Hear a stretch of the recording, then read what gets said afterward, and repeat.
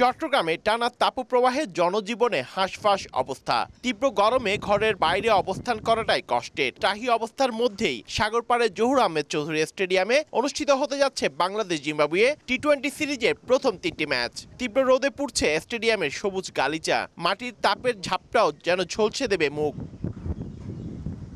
সাগরপাড়ের স্টেডিয়ামে খেলা মানে দর্শকে পরিপূর্ণ গ্যালারি, থাকে ব্যাপক উচ্ছ্বাস। তীব্র গরমের কারণে গ্যালারিতে বসে খেলা দেখতে টাইগার ভক্তরা আছেন শঙ্কায়। তারপরও বিশ্বকাপের আগে ঘরের মাঠে শেষ টি-20 সিরিজে সমর্থন জানাতে প্রস্তুত কিরামতি দর্শক।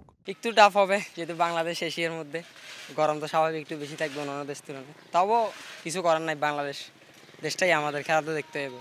তো কষ্ট হইলেও খেলাটা দেখবো আমরা। অতিরিক্ত গরমের কারণে খেলা দেখতে অনেক সমস্যা হবে। যারা খেলা পাগল তারা তো খেলার মধ্যেই থাকবে, কষ্ট অনুভব হবে না তেমন। এদিকে দর্শকদের গরমে কিছুটা স্বস্তি দিতে জহুর আহমেদ স্টেডিয়ামে নেওয়া হচ্ছে নানা ব্যবস্থা। অতিরিক্ত দামে নয়, যৌক্তিক মূল্যে গ্যালারিতে পানি কিনতে পারবেন খেলা দেখতে আসা সমর্থকরা। সেই সঙ্গে সিটি কর্পোরেশনের সহায়তায় বিনামূল্যে পানি খাওয়ার ব্যবস্থা করা হবে বলে জানান জহুর আহমেদ চৌধুরী স্টেডিয়ামের ভেন্যু ম্যানেজার।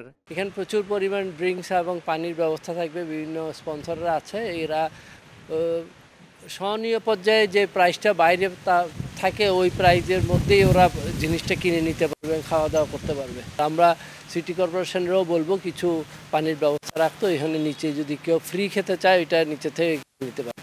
আগামী শুক্রবার শুরু হবে সিরিজ। 200 থেকে শুরু করে 1500 টাকায় টিকিট কিনে মাঠে বসে খেলা দেখতে পারবেন দর্শকরা। পার্থপ্রতিম বিশ্বাস, সময় সংবাদ, চট্টগ্রাম।